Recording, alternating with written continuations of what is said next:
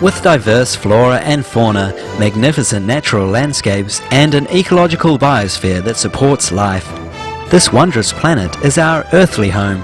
From our animal co-inhabitants to the lush rainforests and life-giving soil, we cherish all these as gifts from the Creator.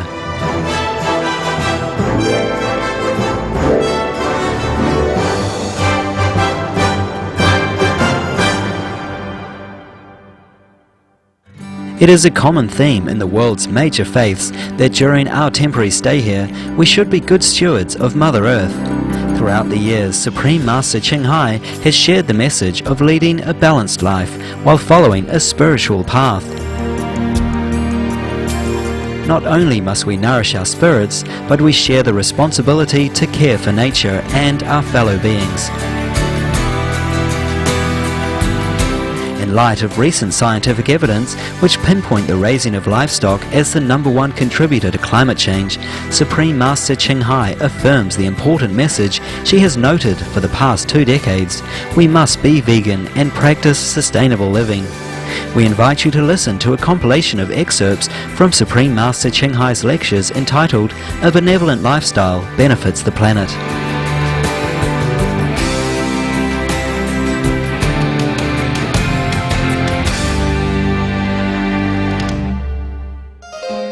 Supreme Master Ching Hai's lectures are not a complete meditation instruction. Please do not try alone.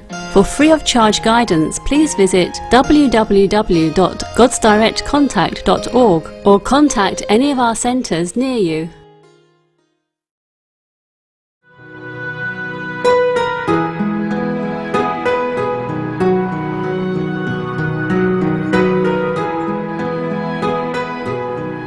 Dạ, con hoàn toàn ủng hộ giải pháp trường trai từ bi mà Ngài đã tự ái nghị trình. Xin Ngài khai thị thêm phải chăng lối sống thuần chay hữu cơ không những là giải pháp hữu hiệu nhất để cứu địa cầu mà còn là diễn ảnh của một lối sống cao thượng trong tương lai. Khi mà địa cầu hợp nhất với các chúng sanh khai ngộ trong giải ngân hà. I'm glad to hear that you support the vegan solution. It is a true solution. Yes, and it is the most effective way to save the planet. The reason is based on the significant planet cooling effect of removing methane from the atmosphere, which happens when we switch to the organic vegan diet. And besides, removing the harmful methane emissions, organic tilling methods can actually store 40% of the carbon back into the soil. So, to be veg is a way to not only eliminate significant emissions, but to absorb even more carbon from the atmosphere. The organic approach also does not apply harmful chemicals like the ones used for conventional farming. This is very reassuring for anyone who has children, especially as the recent studies show that young persons are particularly vulnerable to the toxic effects of pesticides. So the organic vegan diet is multifold beneficial. Forests also play a tremendous role in absorbing CO2. For example, the forests in the Pacific Northwest region of the US are able to absorb half of all the emissions of the state of Oregon, USA. So we should protect our forests as well, especially from clearing for cattle grazing and for animal feed growing, because these activities even add back many times more greenhouse gases. Most of the deforestation in our world is due to animal raising, taking up a staggering 1/3 of the entire land area on the globe. Now you ask about a vision of Earth merging with others in the galaxy. That's a big vision. We only need to look at our own neighboring planet, Mars and Venus, to see that the vision is bleak, is disastrous if we don't make the right choice, the right change. Now, any planetary scientist knows that Mars and Venus went through dramatic atmospheric changes in the past, similar to what we have begun to experience right now. Long ago, Mars and Venus were once a lot like our planet. They had water, life, and people similar to us. But the inhabitants of Mars and Venus destroy their respective planetary homes because they raise too much livestock, and the gases released trigger an irreversible greenhouse gas effect, plus poisonous hydrogen sulfide in the case of Mars. So that's why we see only the traces of the landforms and oceans that once used to be there. And on Venus, the atmosphere is so heated and choked up with CO2, carbon dioxide, yeah. Scientists thus call it runaway global warming and say this is what the future of Earth might be like. So let's not end up like either Mars or Venus, our neighboring planet. Also, once we stop the killing, then we will generate a more loving, kind, and inviting atmosphere for other noble beings in the galaxy to perhaps join us or be in contact with us. But regardless of the contact with the other beings, humanity must uphold a gentler, higher standard for the earth to continue supporting life. This greater virtue is absolutely necessary for the conscience to be at peace. So beyond the physical consideration of things like methane gas and toxic chemicals, there is also the spiritual consequence of killing. Killing is still in life the most precious gift to any physical being. Animals are killed for meat consumption in the cruelest ways imaginable that make us human the cruelest beings on the planet. We are the cruelest being on the planet. I don't know if we should call ourselves civilized rate of being. The degrading practice of killing must stop. The killing must stop, and we replace it by virtuous ways of life that are also peaceful and kind. If all of humanity turns to such a standard, this world will be transformed indeed, heralding a true golden age of harmony and happiness for all beings. Let's pray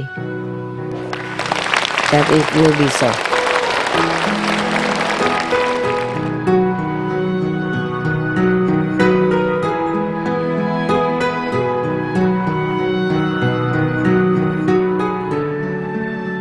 师父，目前地球面临危机，除了人类觉醒、改变生活方式、开始吃素、做环保外，有没有可能透过其他外力的帮助，协助地球度过这个难关？外力就比如说像更高等的众生，他们的高科技，或者是透过祷告。No， 祷告没有大用。如果我们自己没有道德的话，那比较小用了。是。因为我们自己做坏，我们自己要改善。比方说，我是一个外星人，我有很多力量，很多那个机器哈，马上就下澎湖帮助你们，帮助别人哈，然后怎样呢？地球继续活下去，然后人类继续那个互相残杀，互相战争，然后还有伤害到别的动物。你喜欢这种地球吗？不喜欢。好，那就这样子了。即使有能力的话，我们也要靠自己。别人的话只能帮助一阵而已。如果我们自己心不改的话，业障不会改，道德不会增加。了解。我是要众生改变自己的良心啊。这个地球如没有，会有别的地球。如果良心没有，去哪里都没有。谢谢师父。当然，你问为了爱心了，我了解。我也是很担心了，不过我们只能做这样子啊。那个劝告别人，劝告大家改变那个生活的方式，要转到良心、爱心生活的方向，才能够帮助地球，才能够帮助自己。现在，比方说外星人过来帮助我们地球，把我们地球那个暖化把它停着啊，他们众生也继续那个残杀，继续互相残杀。没有良心，没有爱心，动物也会继续痛苦。然后等一下他们死亡也会下地狱啊，帮助他们救这个生命啊，短暂的生命，然后他们灵魂会下地狱很久的话，那我觉得不适当。所以他们外星人，即使他们能帮助，也不帮助。谢谢师父。不过我在台北已经讲过了，他们外星人也怕我们了。如果下来的话，恐怕我们把他们吓掉了，还来不及救我们了。想我们内心人就对了。OK， 我们内心什么都有，我们内心是万能的，有上帝，有万能的力量。如果我们转到内心来，知书做道德，就真正的一个真正好的人的话，一定什么都可以救的。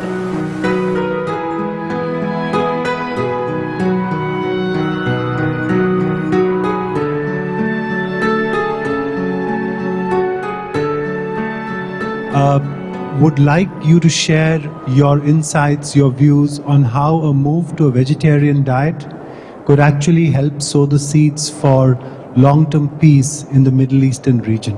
Thank you. Yes, we all want that. We all want that. Yes. Peace started on our table, Tony. We all know that. And simple. Why does the vegetarian diet help in sowing seeds of peace in the Middle East, you ask? Yes, it's simple. It's just the law of like attract like. If we save lives, we will have life. Yes. The way a vegetarian diet can help is because it is the most peaceful action on earth that we can choose. By becoming vegan, the people in the Middle East are putting the power of their actions into their prayer for peace. And God will do the rest.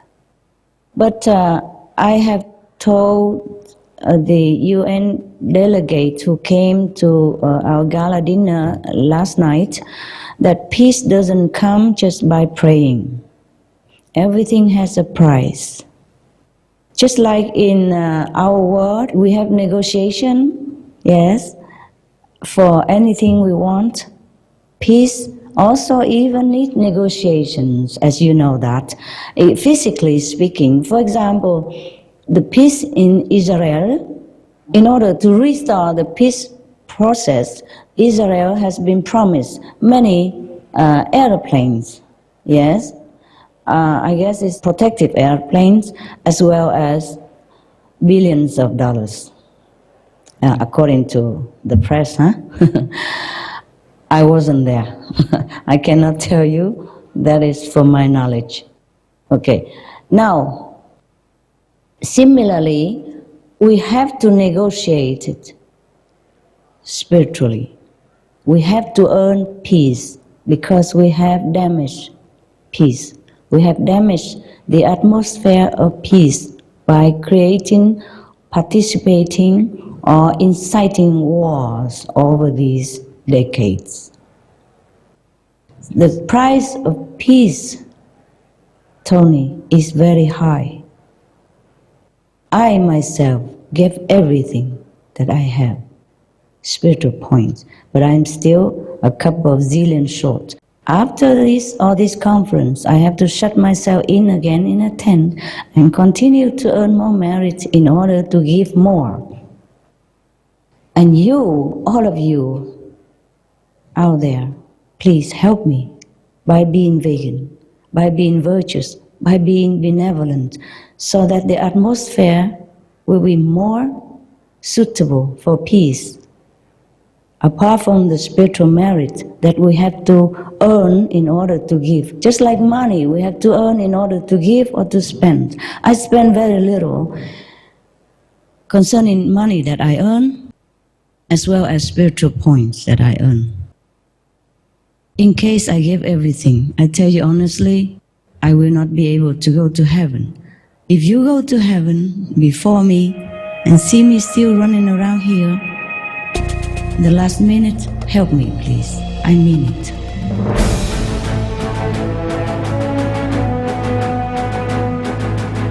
European Parliament supports reducing meat to lower greenhouse gases. Roll call vote. Vote is now open.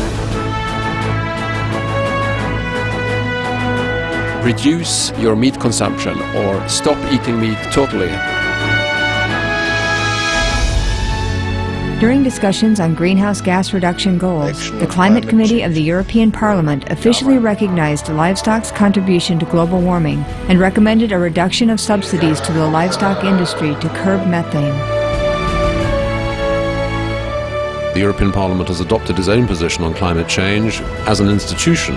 And as a Vice President, one of the proposals I have made is in line with your own, which is that we should eat far less meat, because that's one of the major sources of greenhouse gases. Massentierhaltung zum Beispiel ist ein großes Problem.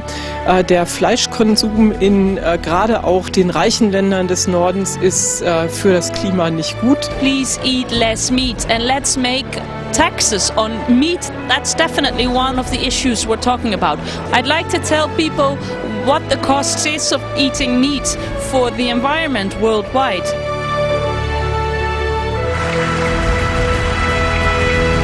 My name is Jens Holm. I'm a member of the European Parliament. Please, be veg, go green to save the planet.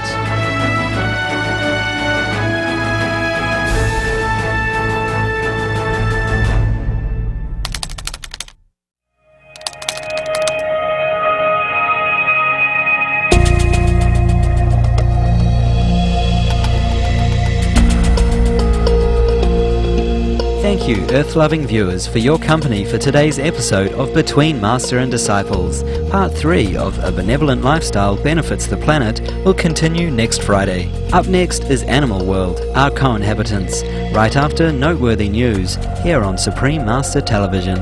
Please stay tuned. May your days be filled with brilliant lights and the music of heaven. Supreme Master Ching Hai's lectures are not a complete meditation instruction. Please do not try alone. For free of charge guidance, please visit www.godsdirectcontact.org or contact any of our centres near you. For more details, please visit www.suprememastertv.com/BMD.